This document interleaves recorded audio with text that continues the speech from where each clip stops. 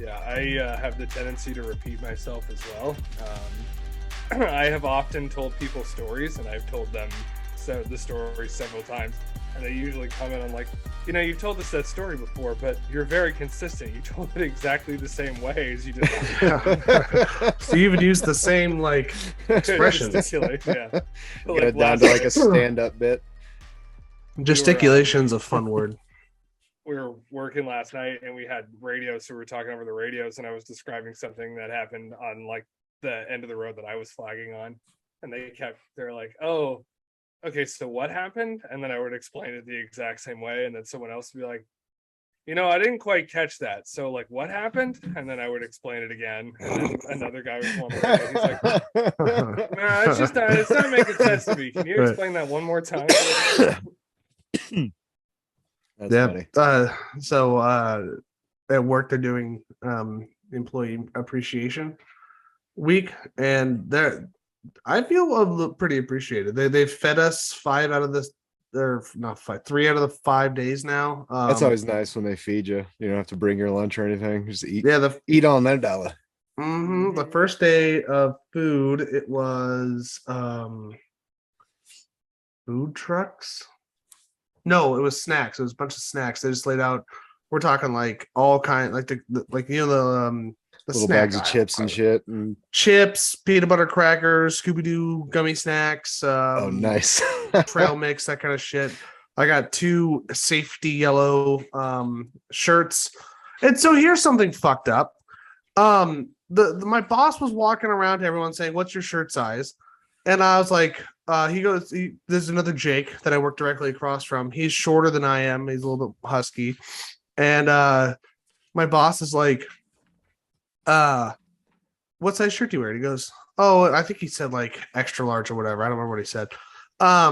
And he looks at me and I was like, I'll take a large. He goes, no, you won't. I was like, yes, I will. I'll take a fucking large. He goes, there's a way you fit in a large. I was like, fuck you, dude, I do fit in a large. So he writes it down at a large, right? And then on Monday we get our shirts. My buddy Kyle, who's about my size, maybe a little smaller, he's looking at his bag and he's got an XL shirt, right? And he's like, what size did you get?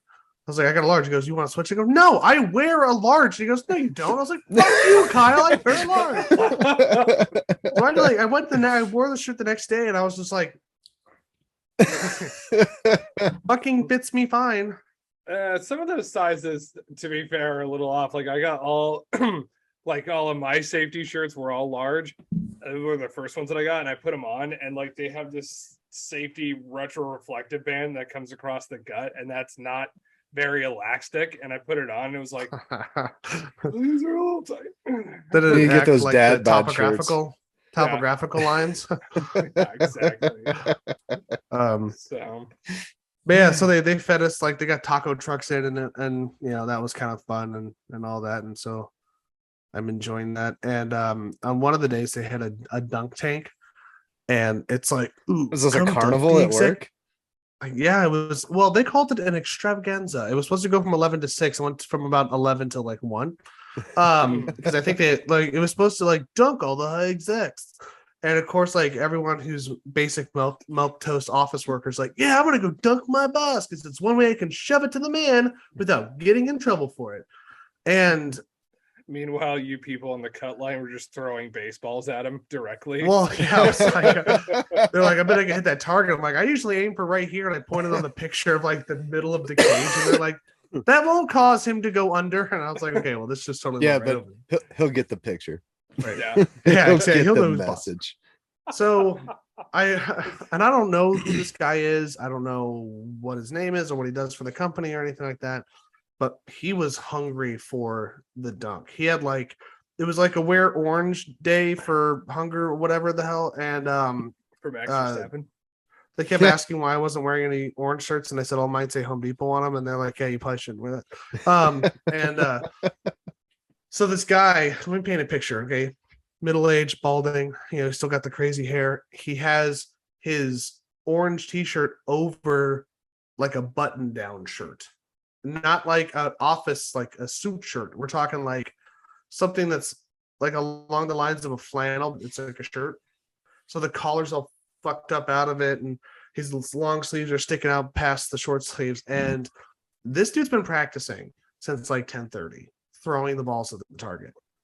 And I can see him because there's two huge windows in the production area where like the break room is.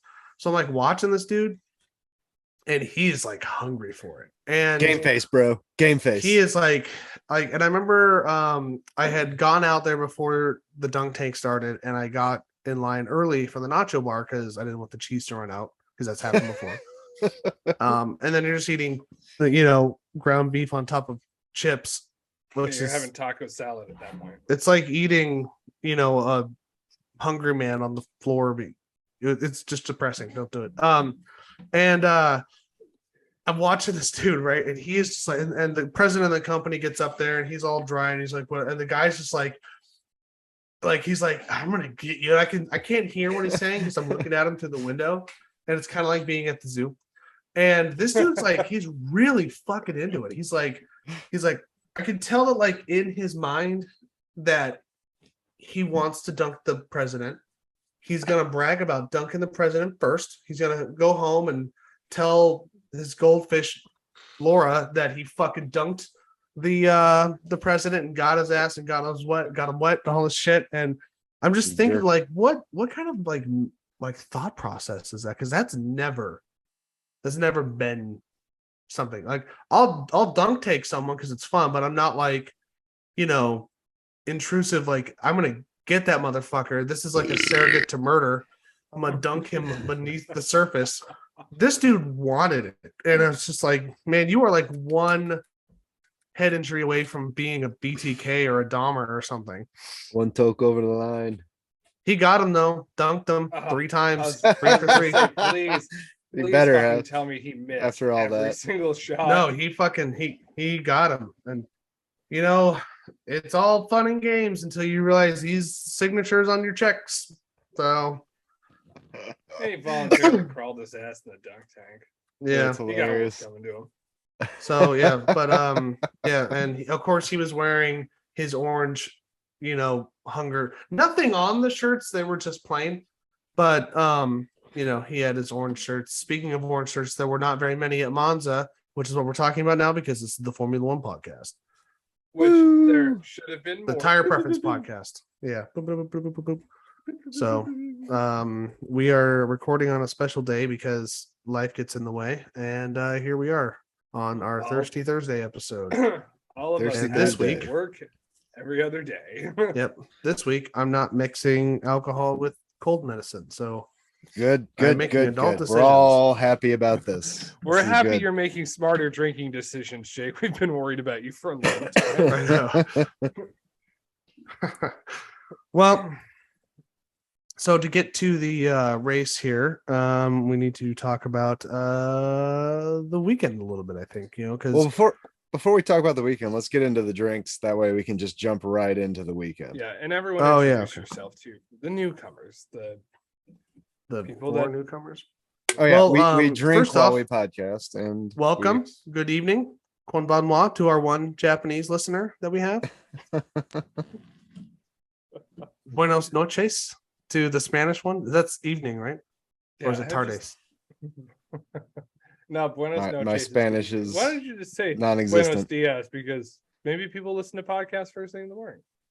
Sure, but Good. that's not what we're experiencing right now. Good morning. Good morning. Just I don't good even know if afternoon. we have a Japanese listener, but at some point we will. And so I'm Hopefully. planning for the future. This is a future. Hello Yeah, from the you know. past to the future. if you're on YouTube long enough, you accidentally find things. So Yeah, so maybe that You we're helps. bound to stumble pop into up in them. somebody's feed. Mhm. When I have crippling diarrhea at 3:00 in the morning because I ate ice cream, I look for podcasts to listen to. To each their own. Dude, you gotta get that oat milk ice cream, man. That shit's good. Yeah, Really good. I've just accepted the fact I'm not gonna eat ice cream ever again. I'm okay Oh, with that. you're missing out, man. Weak. Missing Wow. out. I'm not. I haven't You had ice are. cream for years, and I'm okay with it. Just wait. Okay. All right. All right. All right. Let Also, it go. I'm still a little affected by this cold. I keep calling our mother and telling her that I have consumption.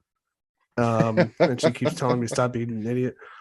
For our younger Got the Doc viewers Holliday that might not disease. know, yeah, they don't know what that reference is. I'm not talking about consuming something that's an old timely disease for tuberculosis.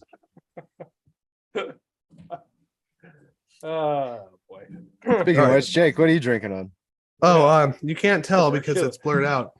Tuberculosis. Yeah, it's- put it right by your it's just- face, right in front of your fucking face. It's just There you Goose, go. Goose Island. It's a Oh, nice. beach vacation for your mouth. Tropical bear hug. Tropical who I only knows? got it because I got it because they were out of the space dust, which is what I wanted. And this was right next to where the space dust empty hole was. So I thought, well, might as well get it. And you know what? It's all right. I've had it before. It's not too bad. Yeah, It's an there you IPA, Imperial IPA. All righty. Hmm. That's usually what, 8-9%? It is 9.9. There we go. Attaboy. Nice. Tyler? I have responsible drinking later. Breakside IPA, holding it up like this so you can see it without it being blurred. This is from Breakside Brewing in Portland, Oregon, and it's got, Got a a wolf. wolf on it. It's got a fucking wolf on it. Now, what they should do is take the wolf, but make it like a gas station Sorry, wrong t-shirt. animal. So it's got like this fucking moon and fucking trees and shit in the background. They're like howling at it. That'd be fucking sweet. They're That would pretty be epic. pretty fucking That'd be sweet. pretty epic. Yeah. Dave, Pretty what you struggling. This week I'm going with something I've had before when I was in Jackson Hole by Jackson Hill or Roadhouse Brewing from Jackson Hole, Wyoming. Is it Jackson Hole or Jackson Hill? Because you said both so far. Oh, sorry, I misspoke. Jackson Hole. The Jackson flow. Hole or Jackson Hole? Jackson Hole. Okay. Like Jackson and then Not hole. like Jackson Hole. I think that's Get how your they got mind the out name. of gutter. Just saying. Anywho, it's We're all right there. thinking it. It's right there. It's a nice base camp if you're going to Teton and Yellowstone. But anyway, yeah, good beer. The Flow What is it? Sunshine IPA. Can you even see that? I don't know. The light's a little bright. Is it a regular IPA, like an Imperial or anything like that? Sunshine. It's only a 5%. It's not nothing hardcore. I was Seriously. gonna say, you guys Sunshine seem to be IPA.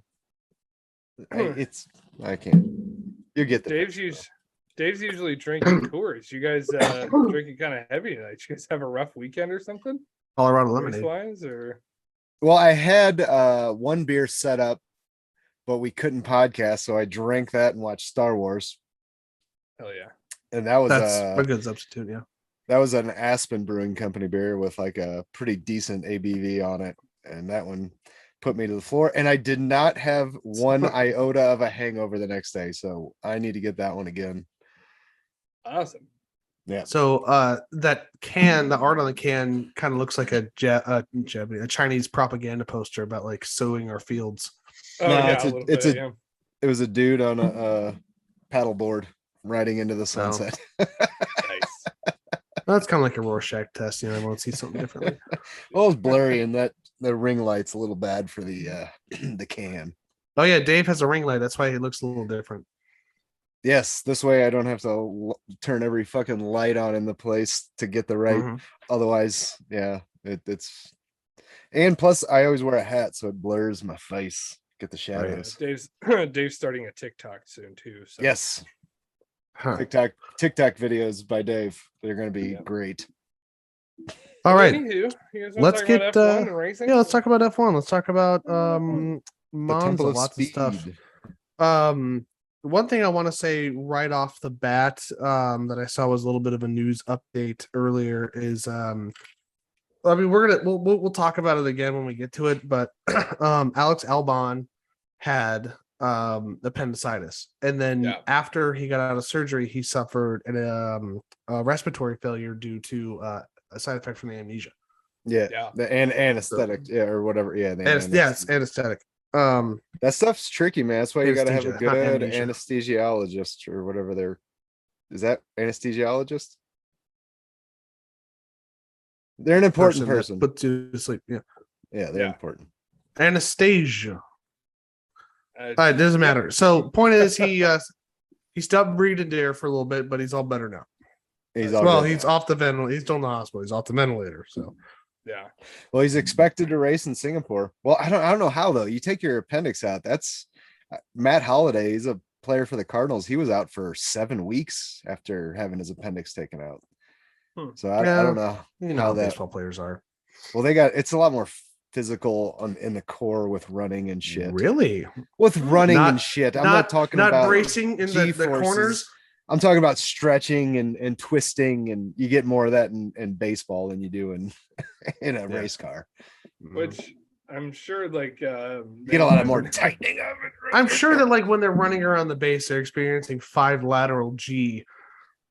Well, what's going to be worse on like stitches and surgery wounds, twisting and shit, or G forces? I wonder if they're just out for 7 weeks because baseball players party like motherfuckers. That could be too. When they're out with flu-like symptoms, it's not because they have flu-like symptoms. Yeah, because they just got a new town for a day. Yeah. No one came and led every lap in an F1 race on acid. Through a no-hitter on acid. That would be hilarious. No one flew to the racetrack and had 30 beers. Or is it 100 beers? That's a legend. It was like 100. It's something like some legendary amount that no one will. It's like an Andre the Giant amount of beers. Mm-hmm. We're talking about, of course. Why can't I think of his name right now? Mickey Mantle. No, he was a Yankee. No, he just beat his wife. Fuck. I'll come up with it later. Wade Boggs. Oh yeah, there was that sounds like someone who would drink 100 beers on an airplane. on a LA to or a New York to LA or vice versa, 100-something beers. It's like drank the plane dry. It's like 3 a minute. That's well, not really. No, not 3 a minute. It's like 3 an hour at least. Well, it's a 6-hour flight, right? 6 to 8 hour flight. Anyway, moving on to F1. Let's talk about F1. So we're in Monza, the Temple of Speed this week in Italy.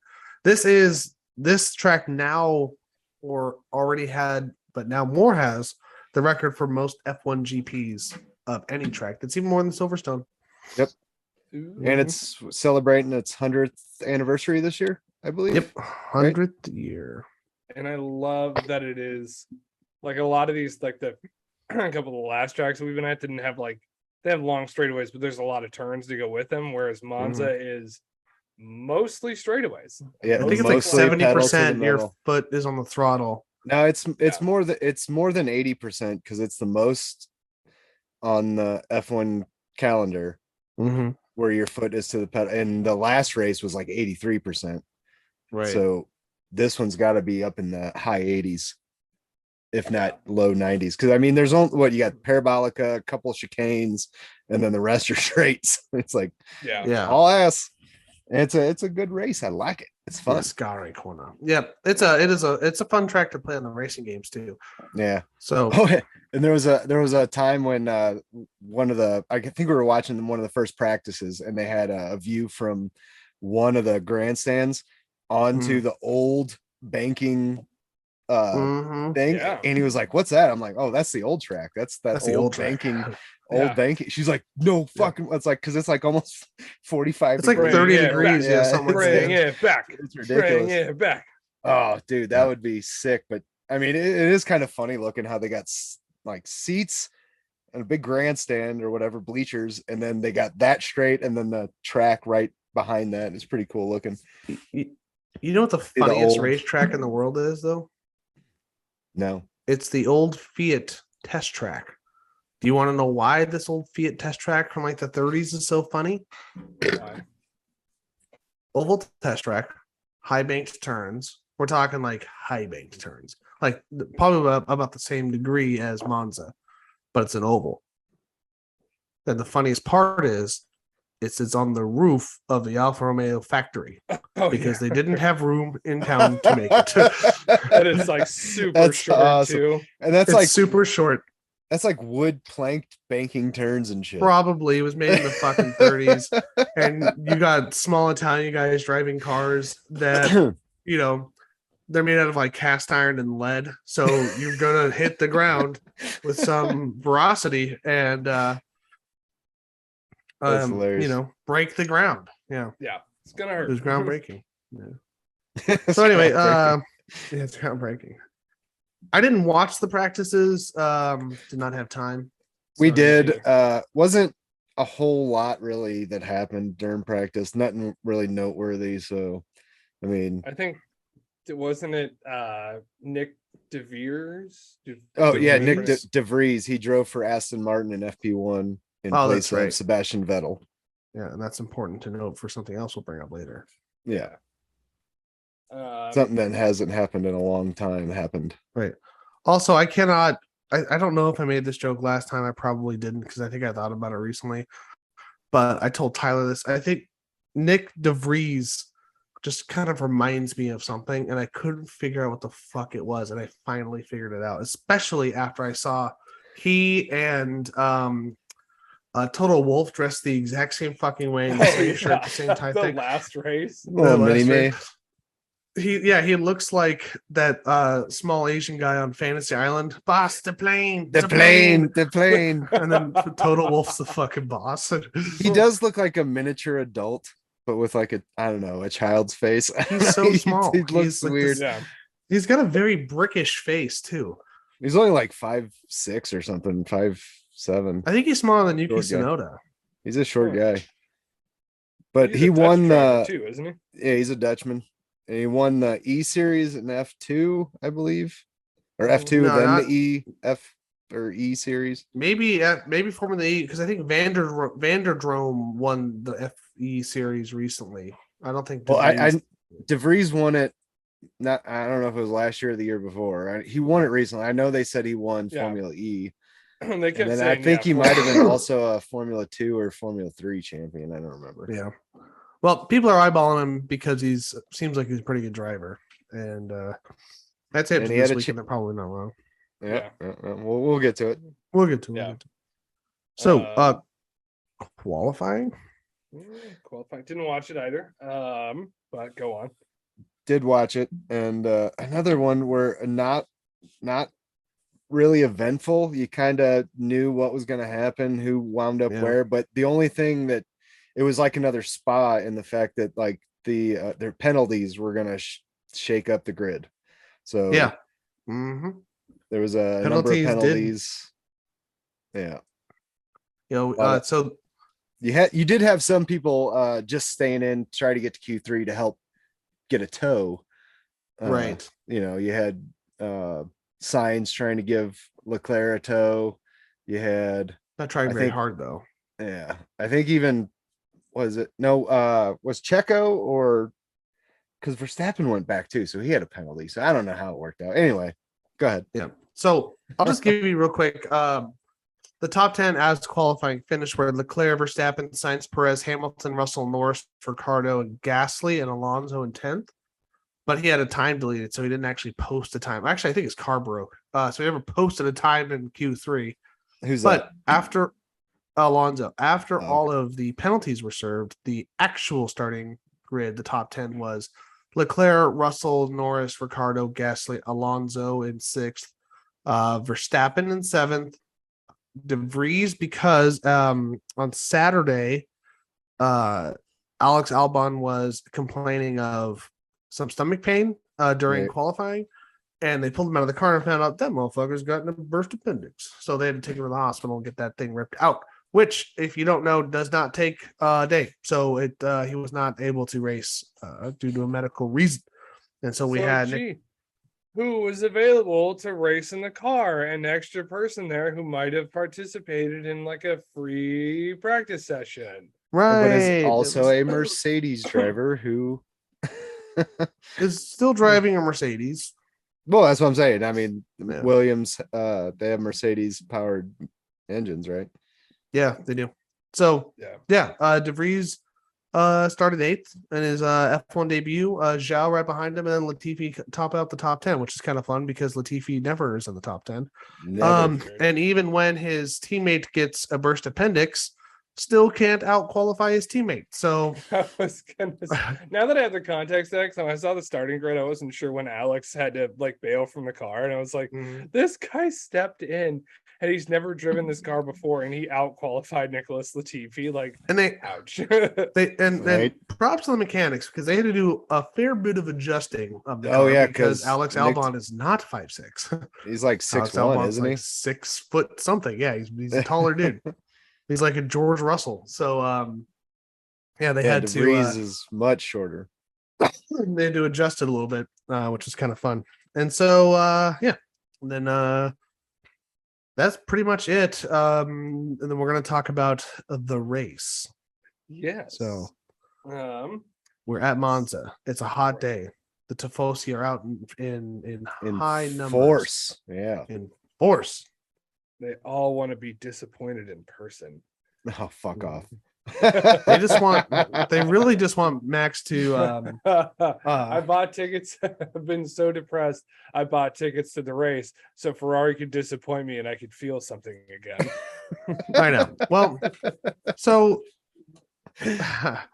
we've had now after this race, we've had 2 Ferrari home races and 3 Max Verstappen home races. So I think that this time, and they're kind of sandwiched like a Big Mac. So I think that they were really trying to come out and show that Ferrari fans are still here. We're still here, even if we don't want to talk about Travel. it.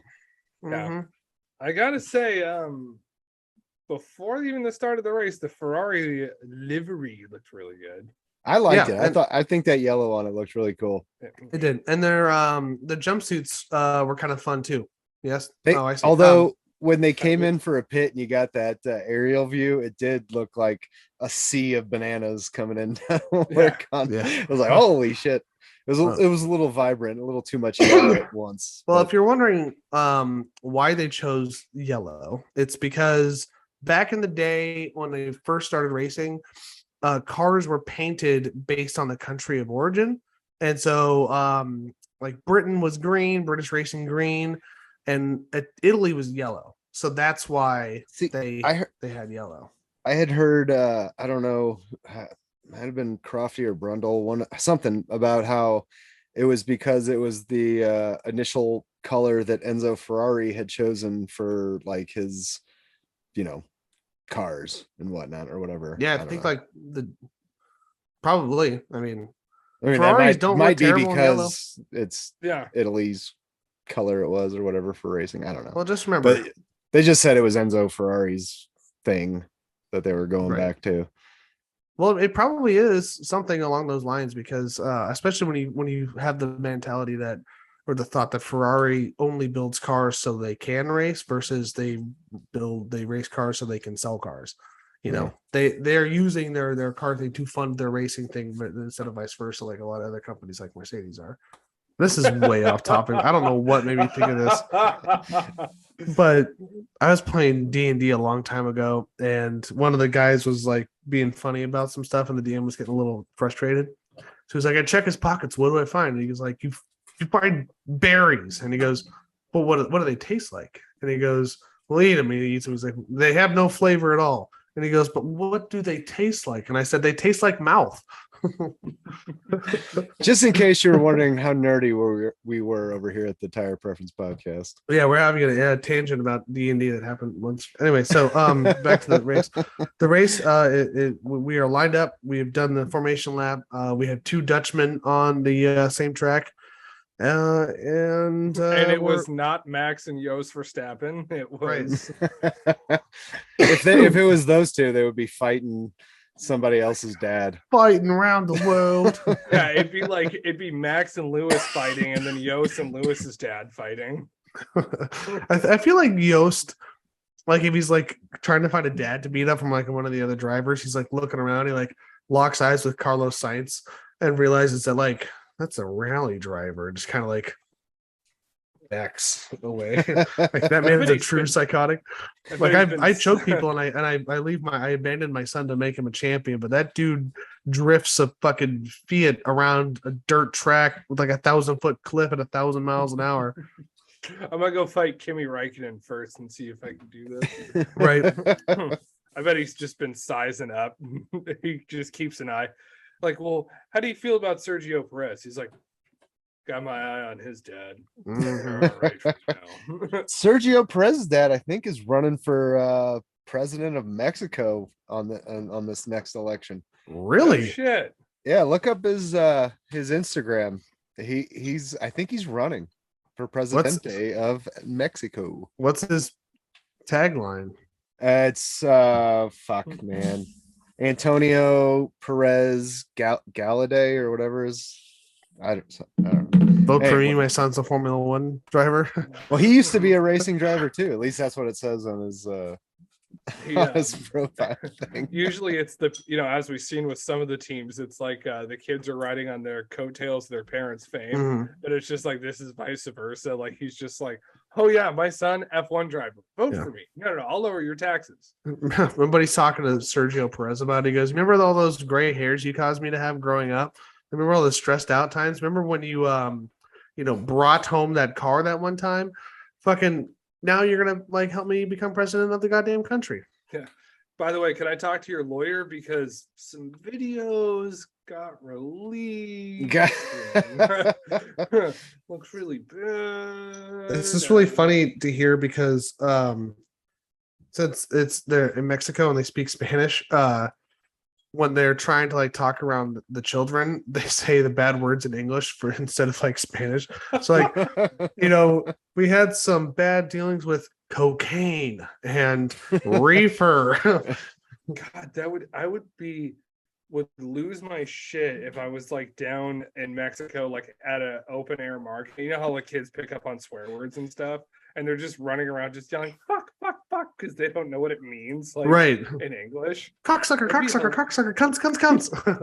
Fucking hilarious.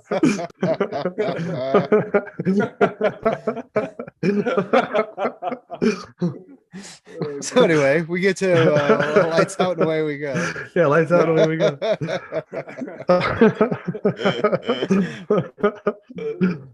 Oh shit. Oh, geez. God, Anywho. it's hard to because every time I laugh, it like triggers my coughing for some reason. So I have to like try and suppress it. Mute yourself if you know what's happening. That's what I had tried to do. Yeah. Anyway, yeah, let's get to the fucking race before I die. So lights out and away we go. And all the cars got off great except for Lando Norris who had a terrible start. Yeah. Yeah, What they really say like he hit anti-stall. It was or an something. anti-stall or something like that, which is great if you he- don't want to stall, but not great if you want to start. I think he dropped 4 places immediately. Yeah, 4 or 5 Yeah, immediately. it was So But- also real quick, I want to mention that I'll just say the starting grid just so everyone can kind of get an idea of where everyone's at because there was a lot of penalties and not everyone started where they qualified, kind of like at Spa. It's just very confusing. So first place it's Leclerc, next to him is Russell, followed by Lando Norris and Ricardo, then Gasly, Alonso, Verstappen, De Vries, the 2 Dutch drivers starting off right next to each other. Then you had Zhao and Latifi, who was in the top 10, mostly because of penalties.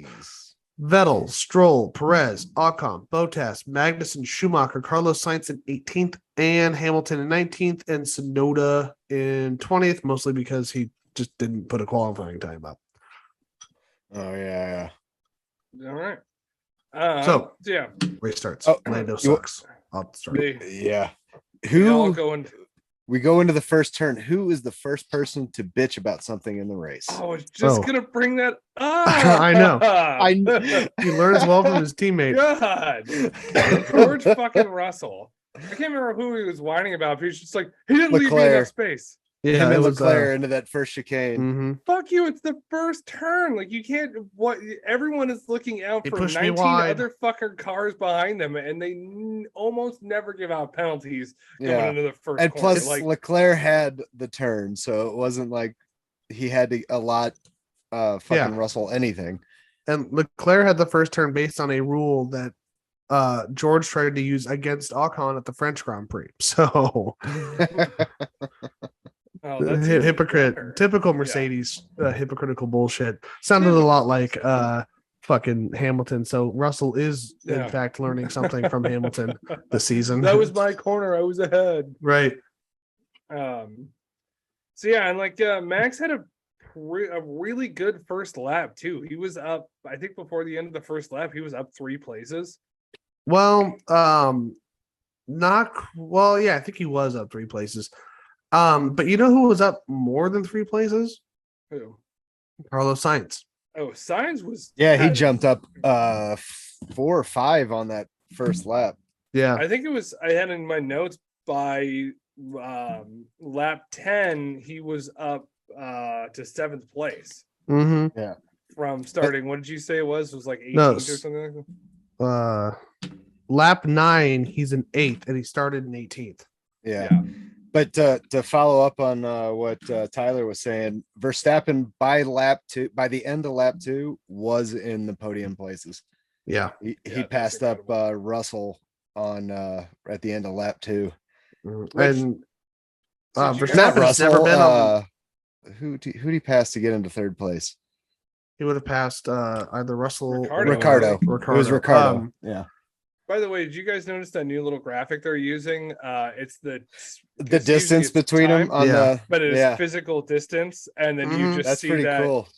really see the speed of the cars in the straightaway when it's like, oh, at the start of the straight they're 40 meters apart, and then halfway down now they are 5 meters apart. Like, Yeah. Right. I like Jesus. that. That's pretty cool looking. I Mhm. like how you can, it helps you follow, like, yeah, like you said, their actual speed on those straights and how they're catching people. And you see those numbers climbing up so fast, you don't realize that like that gap is fucking closing, and they're doing it that at like 100 something miles an hour. It's crazy.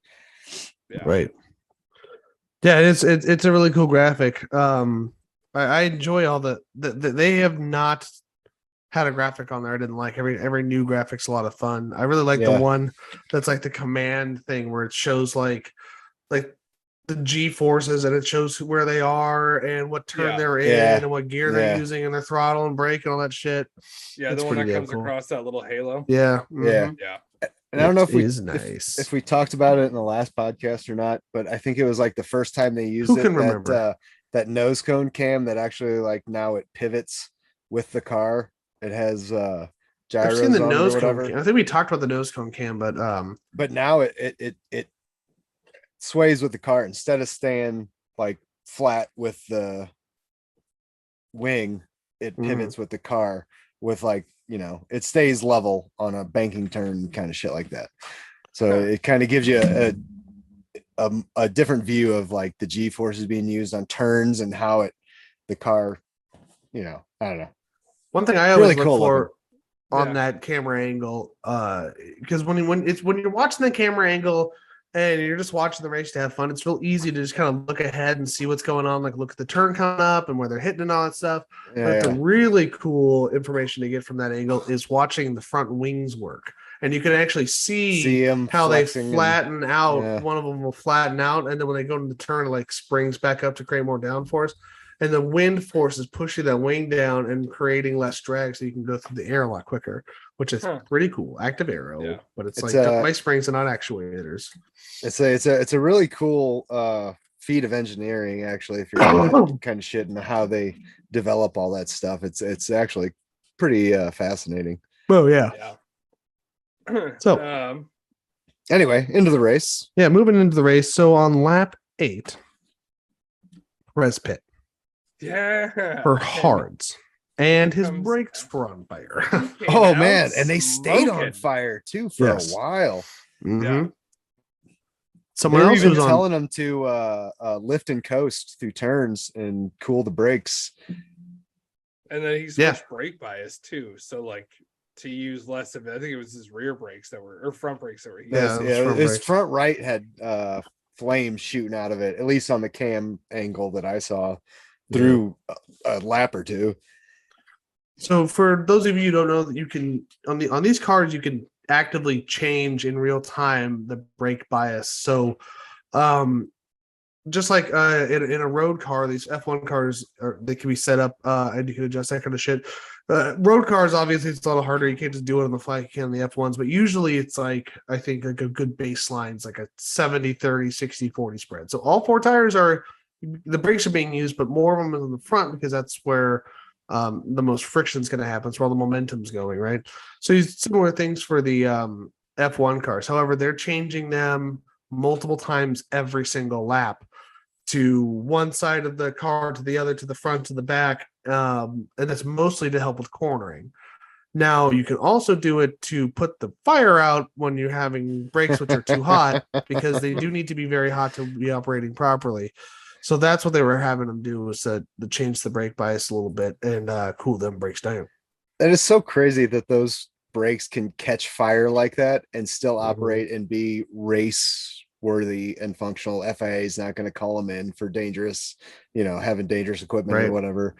It's like that's baffles me. Like, Well, a lot of those fires that you see happening on those are little bits of rubber that are falling off the tire or gotten picked up off the racetrack. So the fires, even though they are happening on the car, are usually burn themselves out really quickly and usually get blown out by the speed, because even though you're thinking, oh, well, I don't want to ram air into a fire because that will cause a bigger fire. yeah, But these cars are going so fucking fast that if it doesn't increase the heat of the blast, it's gonna just burn off whatever little bits of rubber sticks or I don't Yeah. know, animal fur that they're burning off inside those It's like- brakes. because most of those wheel covers and heat shields and all that's all carbon fiber, and that burns at like a real high temperature, right? Right. So yeah, just to clarify what Jake's saying, we are talking about the brake rotors and not just the cars themselves, because as they are fiber, Yes. like carbon fiber and all this shit, like they will catch fire, and it is. Yeah. Do yeah, they use avid- disc brakes or drum brakes inside those? I mean, it's got to be disc brakes, right? I think I'm- drum brakes. There could be drum brakes inside that. Really? Inside I mean, that it thing, looks yeah. like it would be a housing for a drum brake, but I don't know what's underneath all that carbon fiber, whether it's a disc brake or how. I it know they've works. used disc brakes in the past. I honestly Yeah. don't know that.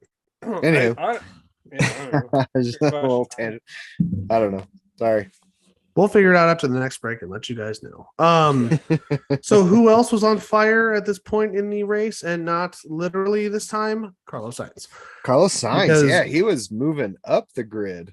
Like I said, on lap 8, he went from lap 9, he went from 18th to 8th place. He went up 10 places in 9 laps. Jesus. That's fucking amazing. That is Lewis Hamilton level back last year, the year before. That is Verstappen level when he's gotten driver. That was Verstappen level in Yeah. Spa.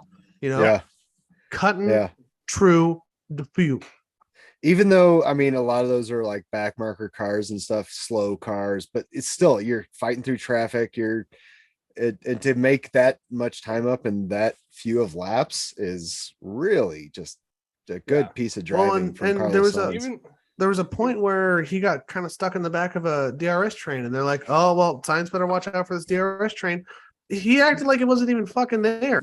That was right when Yeah. I think he was right behind Gasly, and he hit him on that and passed him real smoothly on that first chicane. And Yeah, if I might, that might have been right before a safety car, or was that a little Yes. later in the race? no, it was so he would have had to have made that path probably lap 9 or 10, because lap 11 Vettel complains of a power issue.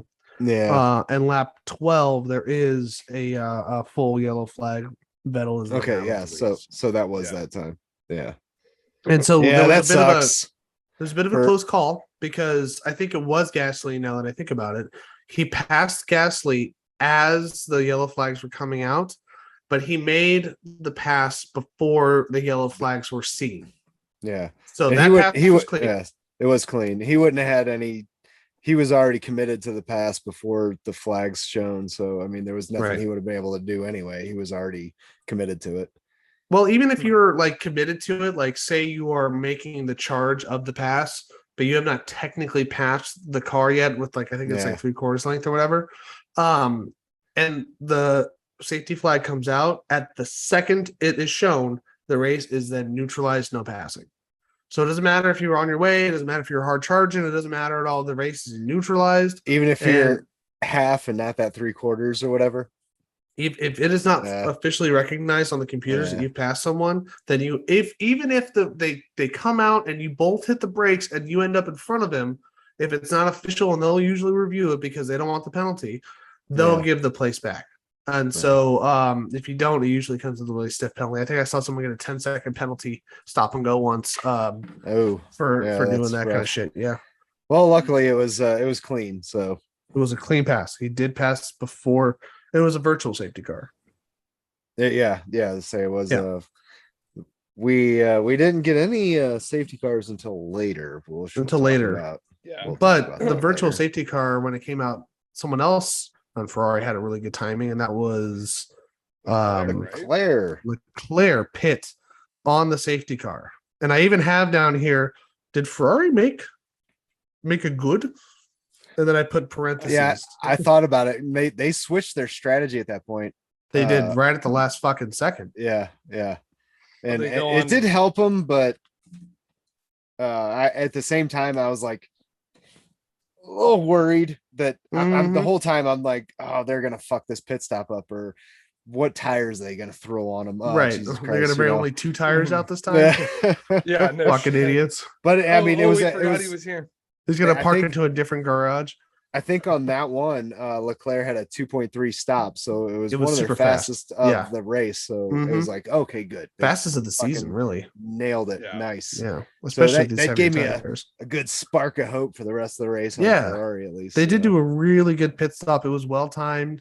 You know, they didn't stress out because I think he was a little past the spot where they usually will say box to give the mechanics enough time to get out there. But they were able to get out there, smooth, change the tires and all that stuff. And I think they put him on mediums on that pit, didn't Yeah, they? he 'Cause started was off on on softs. Yes, Yeah. and they put him on meads. Which and I at think- first I thought was questionable because they brought him in 6 laps sooner than they had planned on it. Mhm. And then that would make them stretch those mediums even longer if they were trying for Yeah. the one stop, which was their original plan, I believe. And Monza's hard on the tires because you're so much throttle so often. Yeah. Well, that and you're hitting your brake and you're hitting those turns at such high speeds, those, you're giving your brakes a hell of a time and you're Mhm. giving your tires a hell of a time on that, a lot of load on Yeah. those outer tires. 100%. I really thought this was going to be a race for the hard tires, and once like people started running long on them, like I think Fernando Alonso was one of the first people to come in to get hard tires. But he wasn't the first. Perez was. No. Oh, Yeah. Perez was. Yeah. And then you just see that they are not making up any time, especially when all the pit stops started. Like Yeah. everyone that had pitted early for hards was not making up any time at all. No, they really weren't. Yeah. And I expected, they said it was a hot day in Monza and a good hot track, a good fast track. You'd think a good Mhm. hard tire would have been optimal, but yeah, they weren't showing a whole lot of speed on those. Well, and I think that this was the hardest in the Pirelli range. So if you're in the club, it's the super hards. Yeah. And those ones, even on the hottest like desert race during the day, practice, whatever, they rarely come in. They'll run forever in Formula One terms, but they do not stick. They should go back to the I've never seen it. I came in too late, but I would like to see it go back to every graded tire has a different color. Yes. Enough of the Yes. ranges, you know what I mean? I want to see ultra softs, I want to see ultra hards and everything in between. And we kind of talked about it a while ago, but I think the reason they did that was to give each team more tires in I guess it's a little more harder to keep track of with practices and like Parc Ferme and all. Well, that it's shit. just that like if you're only allocated, what do you say, like 13 sets of tires or whatever? We'll just say 10 sets of tires. If you're only allocated 10 sets of tires and there are 5 different tires to choose from, it's harder to choose what tires to bring. Well, I think that they should do that. Like the still do what they're doing now with Pirelli. Will say like, okay, these are the 3 tires for the weekends, but then have it be the super softs, the softs, and the mediums, right?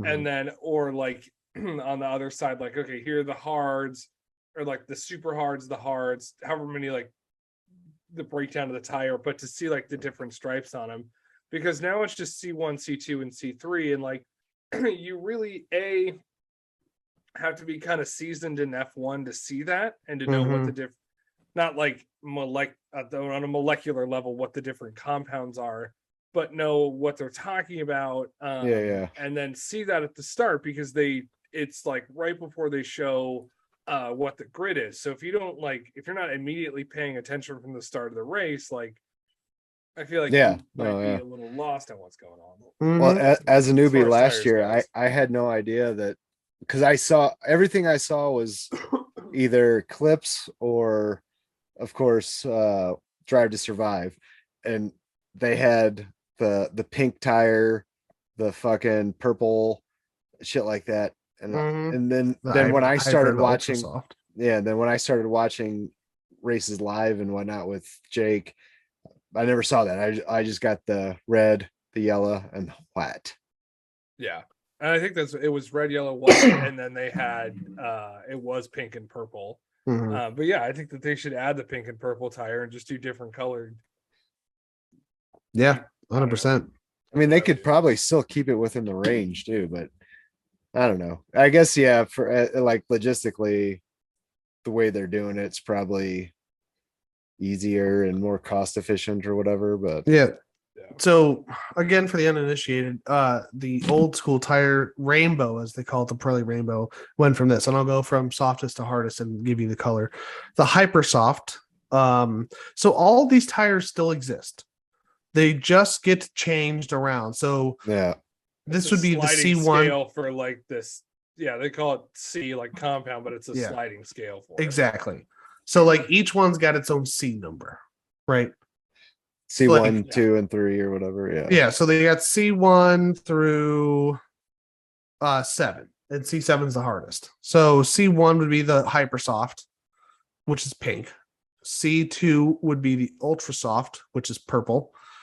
C3 is the super soft, which is red.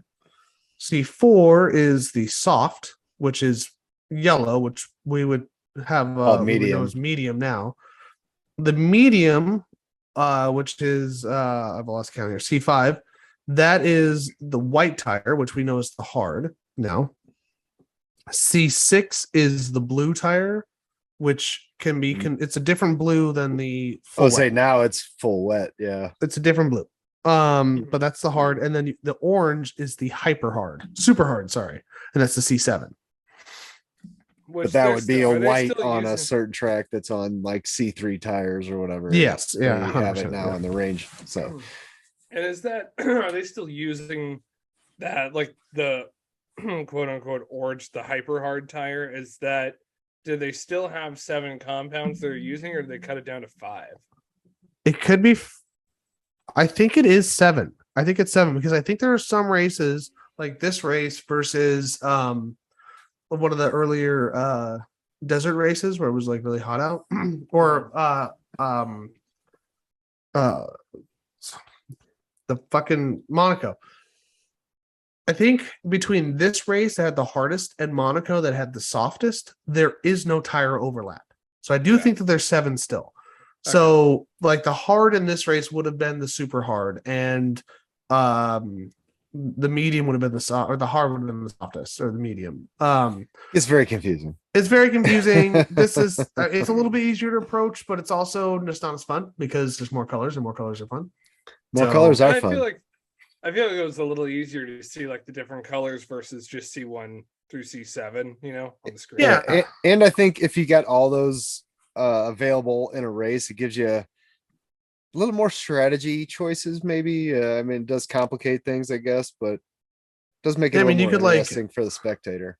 You could just know that, like, okay, I want I get 10 tires. Give me 4 reds, 2 mediums, give me 2 hards, and then like a purple or something like that. And a side of medium fries. Yeah, and then you know, you race on the reds, the whites, and the yellows in any given race. And then you got a set of the pinks for trying to get that extra point. Throw them out at the end.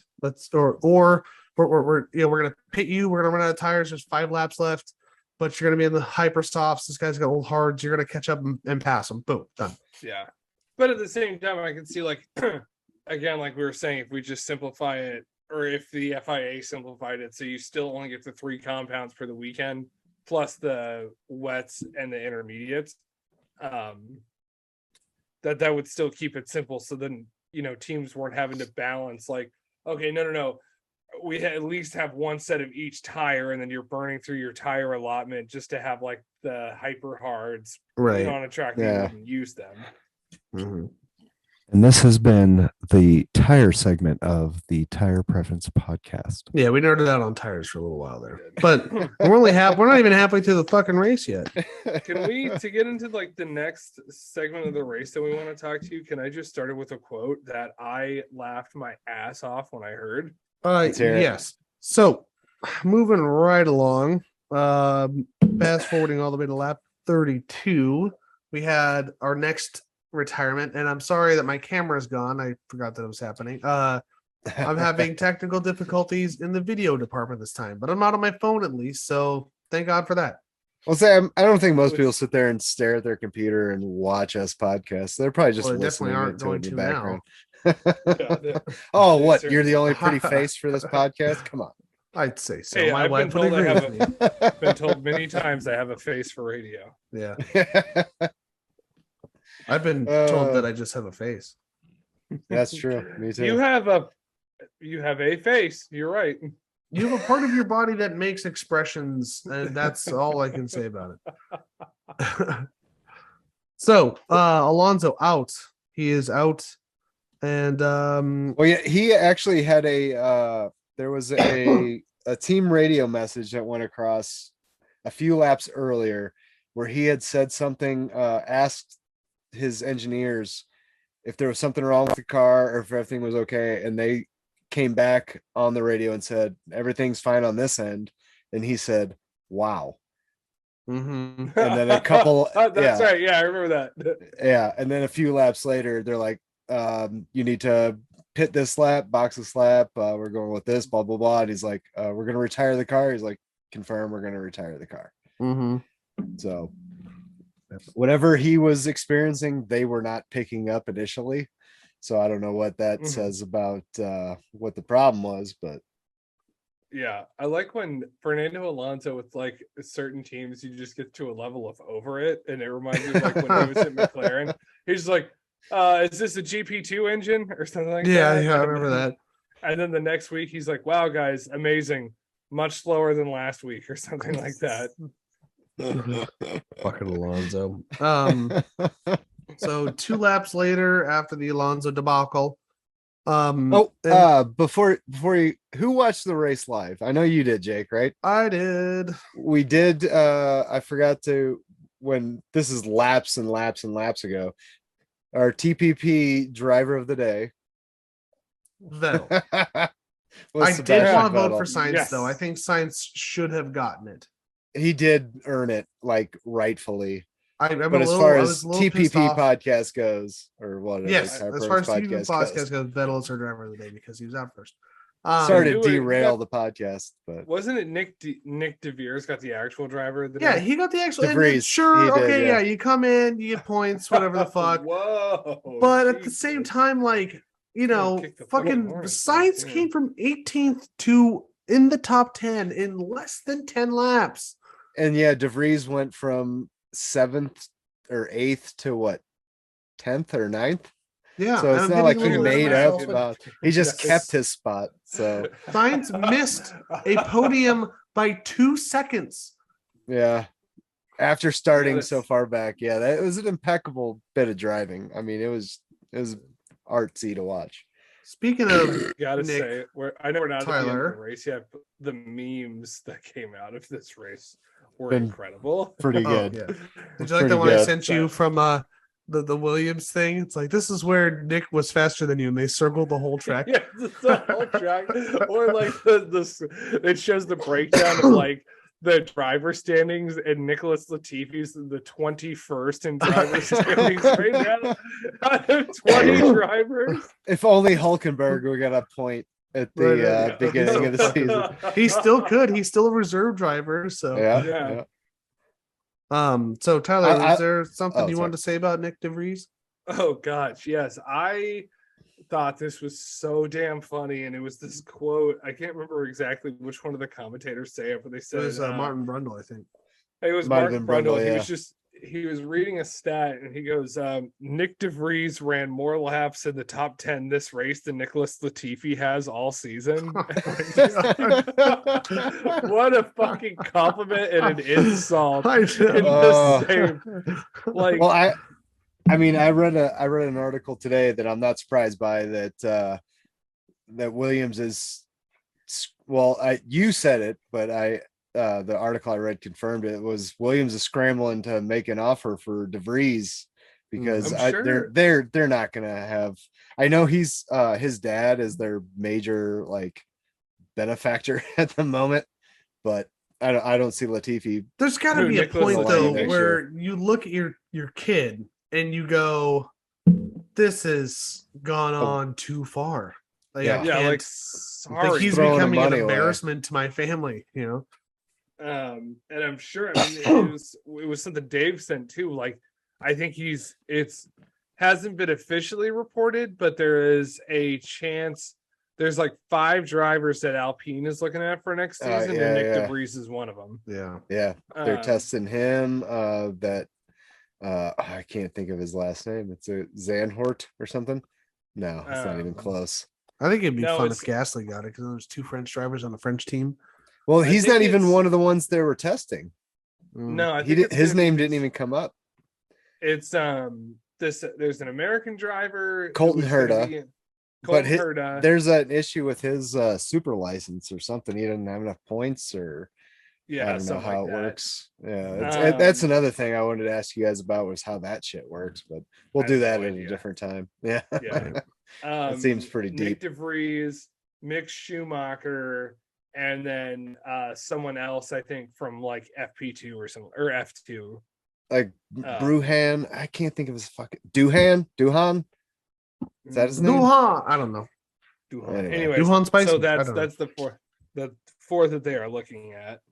Mm. But anyway, I thought that it was funny because it's true. You know, Nicholas Latifi, we rip on him all the time. He's just not. Go He's Tiffy. there. He made it, but he's just Yeah. not that great. By Well, a he paint did check. like he did pretty well in F2, didn't he? I don't. To be honest, I don't fucking know. I don't think so. I don't think he won a championship there. I think he just has money, and Yeah. Williams was hurting for that monetary more than Yeah. any So- other team was, like enough to get a Eastern So- Canadian. So dropping Time out Latifi, to what back would that? this- Oh yeah, go ahead. Timesy. Sorry to back up what we were talking about. It is rumored that the drivers that are doing the Alpine test that we have listed are Mick Schumacher, Nick DeVries, Antonio Giovinazzi, Colton that's right. Herta, and Jack Doohan. That's it, D-O- Duhan. Yeah, Duhan. Yeah, Doohan. Giovinazzi was in practice this weekend, wasn't he? yeah. Yeah, He for drove for Ferrari. Schumacher. No, Yeah, he drove Schumacher. a Haas car. Oh, Oh, a was it a Haas Ferrari. Yeah. It's a Ferrari engine. Yeah. So yeah, he drove Schumacher's car. I think F1 Jesus. F1 White Jesus. Mm-hmm. Anyway, sorry, I didn't want to derail that, but like right as soon as we were done talking about it, I found what Right. Dave had sent. That's all right. We can let's keep this ball and race rolling. So right after that, around lap 41, we're getting toward the closing stages of the race here, and Stroll is out with mechanical issues to his car. And since he and Alonso both were smart, they went to the pits and then retired. 6 laps later, Ricardo, not so much. And we're talking like Leclerc is trying to catch up to Verstappen.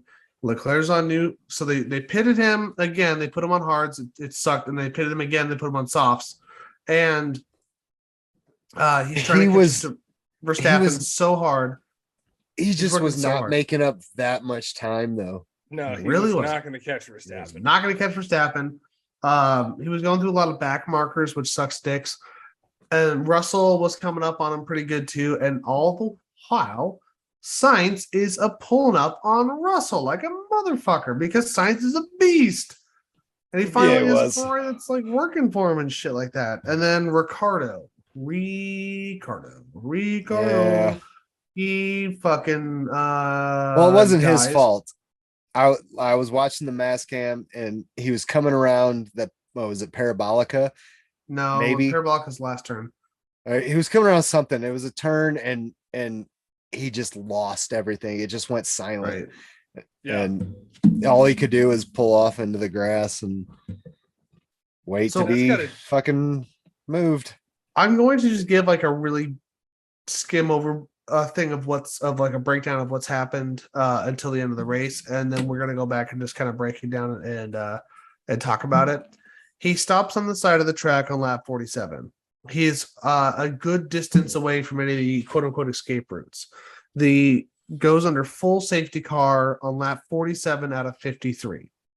So there's only 6 laps left of the race. The safety car takes a very long time to catch up to the pack. Meanwhile, the pack is continuing to move past the safety car because under safety car rules, overlapped or lapped cars are allowed to unlap themselves. The order gets extremely jumbled up to the fact to the point that when they actually did get caught up, Verstappen and Leclerc were behind the safety car, but Russell was not. So to restart the race would have been unfair to Russell and against the rules. So they followed the rules, and unfortunately, we had to finish there under a safety car. Yeah. And the finishing, of course, with Verstappen, Leclerc, Russell, your top 3. I'll break down your top 10 later. So we're going to go back now. You have the overview, and we're going to talk about the first thing that happened. Ricardo stopping at where there was not an exit. Now, ideally, you want to stop your car where it's easy to get off because you don't want to impede the race. Sometimes it's just not possible. He had no power, so he had to coast into wherever he went. No, could not at all. There are 6 laps left.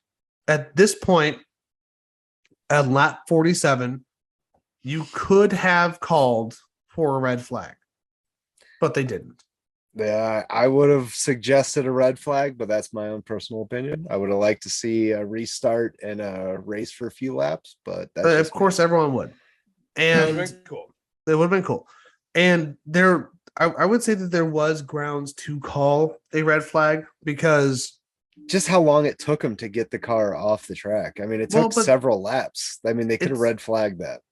It's that, but it's also the fact that you have a piece of heavy machinery that has to drive on the track. There are marshals on the track in a track. Red flag. There are not slow sections of that track, and they're having to walk the car back while the loader is pulling it back to the garage. So all of that to me says red flag it.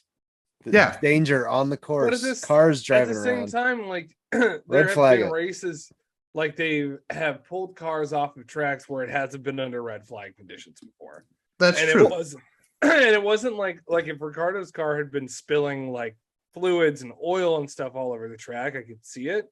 Well, look back to where I kind of get where they decided not to red flag it. You know, like yes, the car was in danger, but well, then you look back at when was it Imola when Magnussen went off the track because it was in the wet. He went off the track.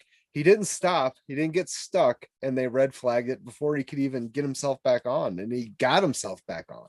It's like they red flagged so early then, but on a time when they totally should have. If, in my opinion, I'm just going with the commentators and wanting to see for the fans a race finish. Red flag the race, restart. If they had red flagged it, So, and here's something else to consider. In other situations where they've had to take time to pull a car off the track and they've kept the cars under a safety car during this, a lot of times those are the car went into a turn full tilt boogie, slid across the gravel pit, and is a distance away, although in the danger zone, a distance away from the car's turning. And the car made it to that location going under full race condition. When you have it cut to 40% under a safety car, you're not going to make it out there, even if you didn't hit your brakes and you went straight at them. So that is why they will just do, I think they'll just do a safety car in that for that reason. However, Ricardo was not beyond a gravel pit or the painted lines we see at Paul Ricard. He was right next to the track.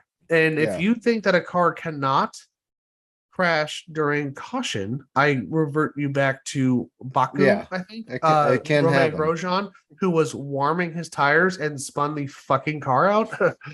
That could have happened. Well, that I mean, Russell also did the same thing one time too. Yeah. And I mean, you have a a loader of a fucking crane lift or whatever on the track. Red flag it. Mhm. There's another vehicle, not a race car, on the track to pick up a disabled car. Red flag the race. Right. To me, that's a no-brainer. But Well, and I think that we then talked again, about it once. I I don't know think all I the nuances and all that. Right. So. and yeah. So for better or worse, for reasons beyond comprehension, they did not. They thought it better to keep the race going, so they did.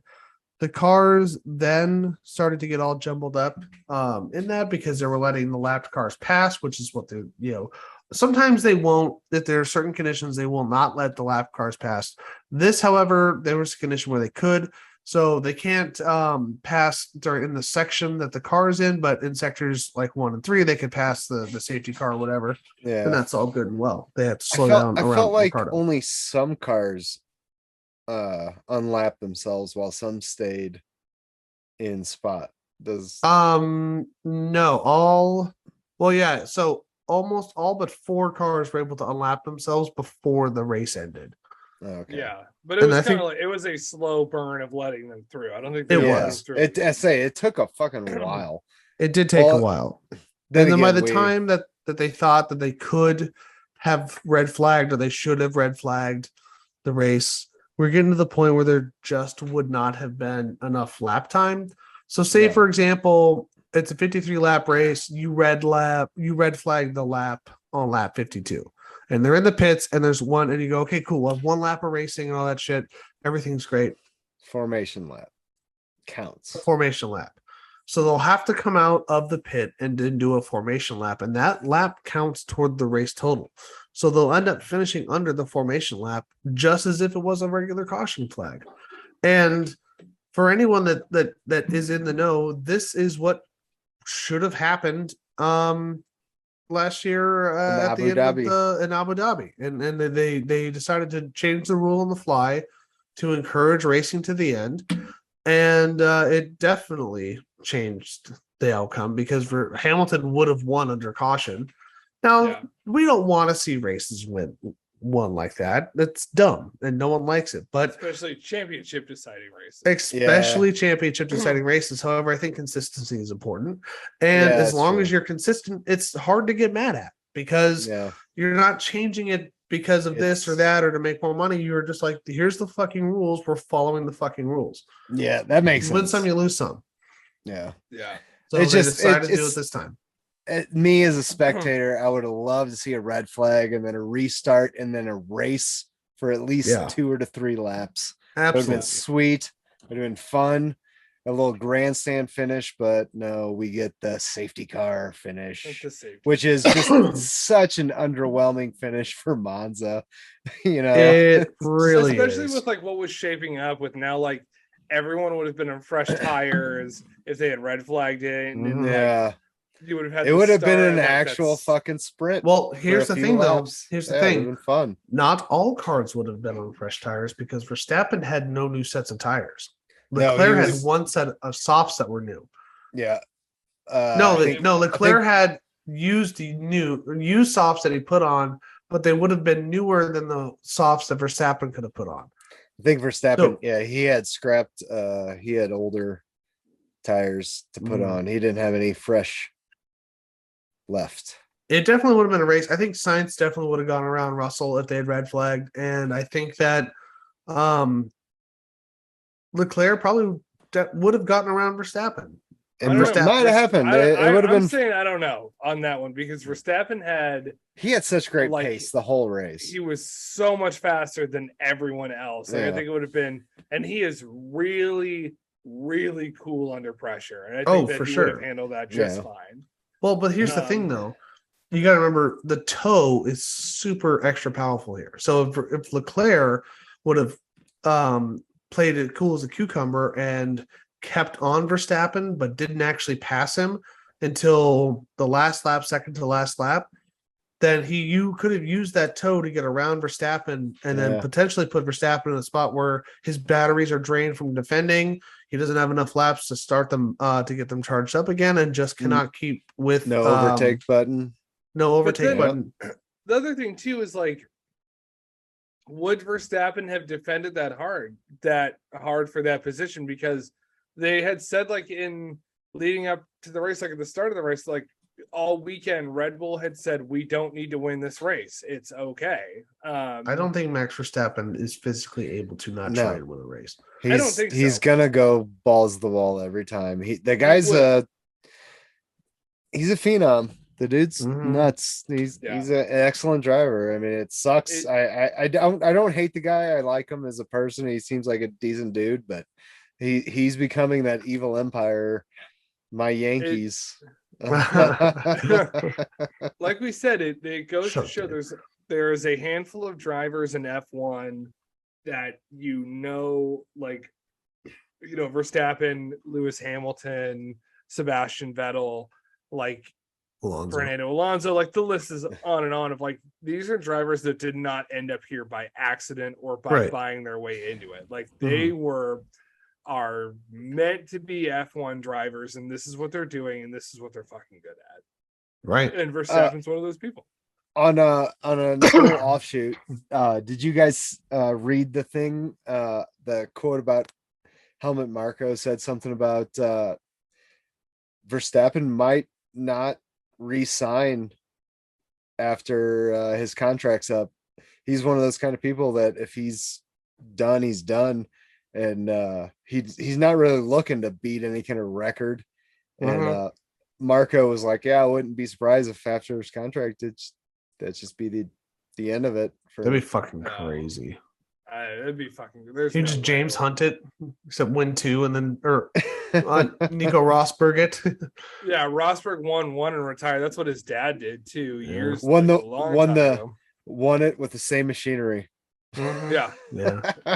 You always got to add that. I just feel like we always. So that is Verstappen won under safety car, and Verstappen got his first ever Monza podium.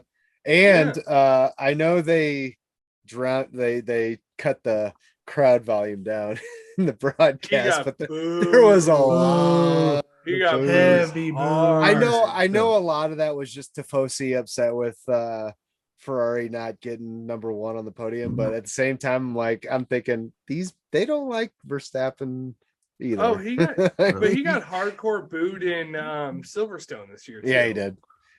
Well, it's because they don't like him because he beat Hamilton. Yeah. And Hamilton, he made a statement like, "Oh, they shouldn't be booing," and blah blah blah. I didn't hear anything from anybody on this race. He said, let the Tifosi go. You don't want to fuck with like, Tifosi. Okay, we can silence the English fans, but like the Tifosi, like we won't say nothing to the Tifosi. Let them be them. Right. So with them winning, let me give you guys our top 10 quick breakdown, and then we will not give predictions because there's no race next week. We're not. So sometimes we like to touch on certain news stories and shit at the end of the podcast. This time we're just going to save it all. We're going to do big news breakdown this week, a little bit of last week, and some of next week for our next episode probably. So anyway, to bring down your top 10, big news number 1 episode. Car number 1, Verstappen wins. He got the first podium Monza, which is stupid, but whatever, good for him. Leclerc comes in second, Ferrari driver in second place. That's great to see.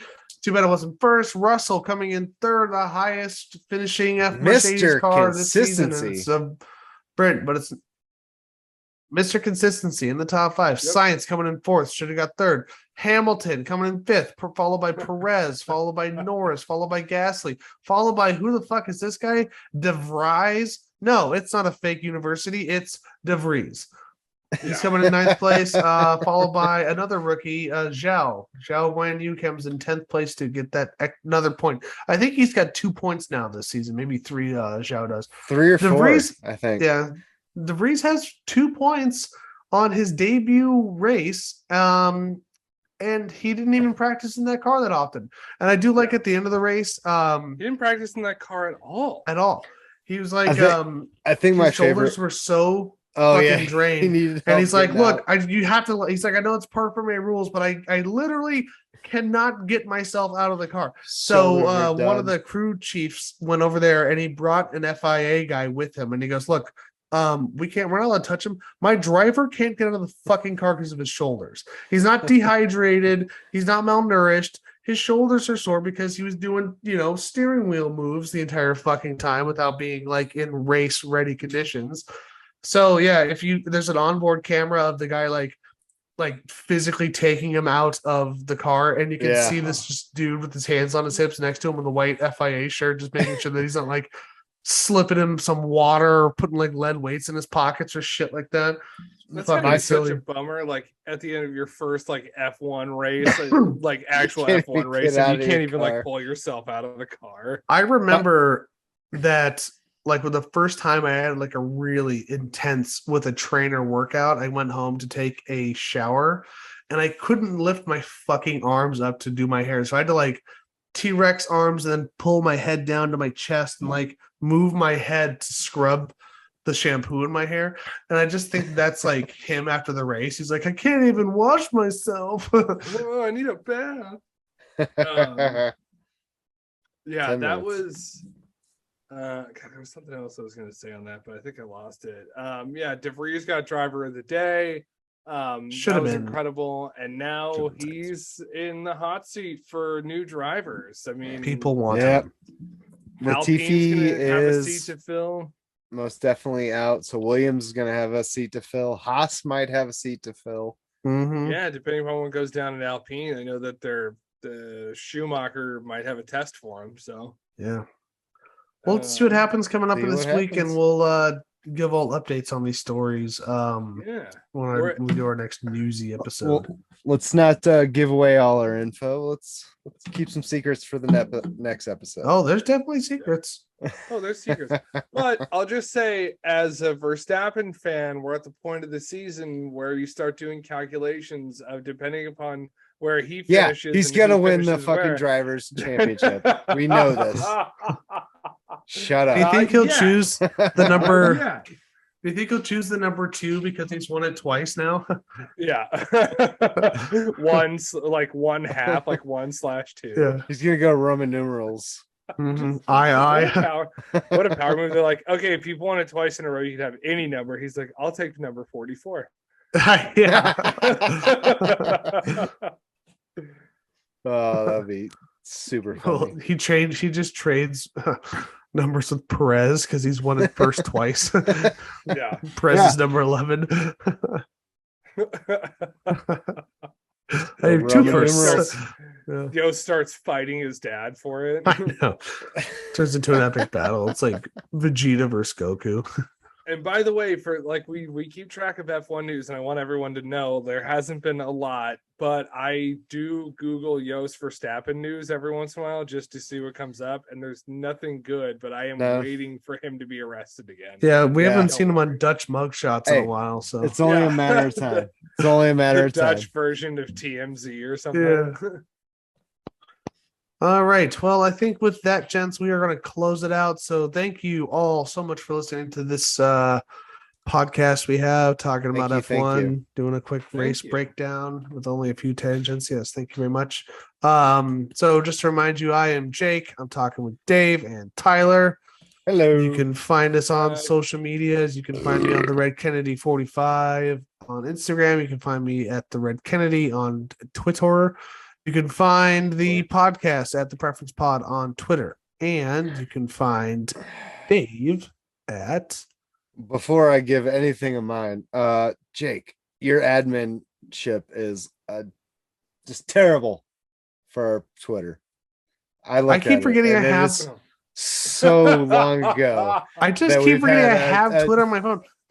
You know what? I'm gonna get on it right now. Every episode needs to be on our Twitter. Fine. Okay. So fine. After I scold Jake, you can also find me at everything on Instagram. It's Maxima_Dave, and featuring next Friday, you can find all our things we do in the world, and it's fun. Nice. Tyler?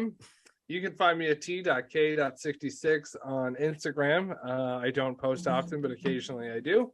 And that's it. Got to pick up that social media presence, boys. Yeah, I'm bad at it, but yes, I agree. Yeah, so you can find us at. Oh, sorry, were you done? No, that's it. I'm done. Okay, so yeah. But wait, I, no, really. Wait, hold on. But, Hold on, yeah, hold on, wait. But hold on. Can I just say? But hold on, yeah. I'm currently on Oh, Twitter. Just finishing up recording with the boys. And so it's gonna get posted on Twitter. So make sure you look out for that and give it a like. Because fuck you, Dave. And hashtag fuck you. And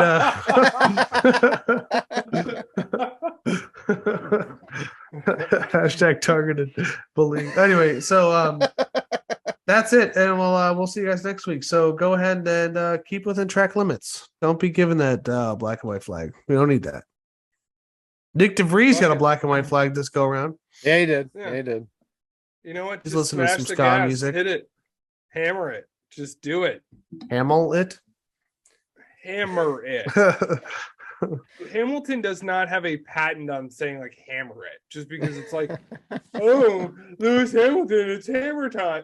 That's okay. Do you really, how shitty is it to tell a race car driver like at the end of the race, like, okay, hammer it, really give it all you got now, as if they were fucking holding back the last 58 laps or whatever, how length it was. Like, oh, okay, shit, now I can push the gas. Now I can put the fucking pedal to the metal. Maybe they're coming at it from a different angle. Like if you were a race car driver and you were like needing to like get in the mode, and I was your engineer talking to you about the track, I'd be like, Tyler, Lord help us. It's tea time. And you'd be like, okay. But Let's like, do this. I fucking hope that it wouldn't be like, oh, it's tea time. And then it's like, oh, all right, it's tea time. And then, like, you know, I turn into fucking Ricky Bobby and then I, like, pass everyone, you know what I mean? You would hear like, your radio thing and you would just hear, it's tea time. Yeah. All right. Well, It's tea time. It's tea time. All right. And with that, thanks again, hit your you fucking bastards, for breaking listening. points. Oh, yeah, Dave, hit your breaking points. And we just keep going. Or KLA campground rules. And make sure when you're on the job site, you're wearing your safety V3 vests.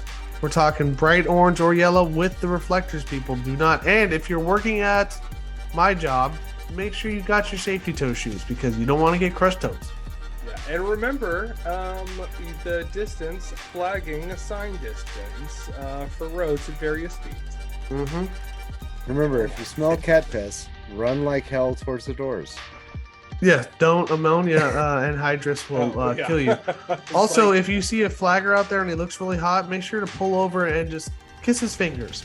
Just give him a little kiss in the fingers and give him a soda. Well, and here's the Dr. Pepper, and then they'll let you through. yeah, and take a breath and think before you come into a flagging zone, because more often than not, people just dump all their brain cells and they drive through there. Don't understand it. I don't know why, but I can confirm that it happens.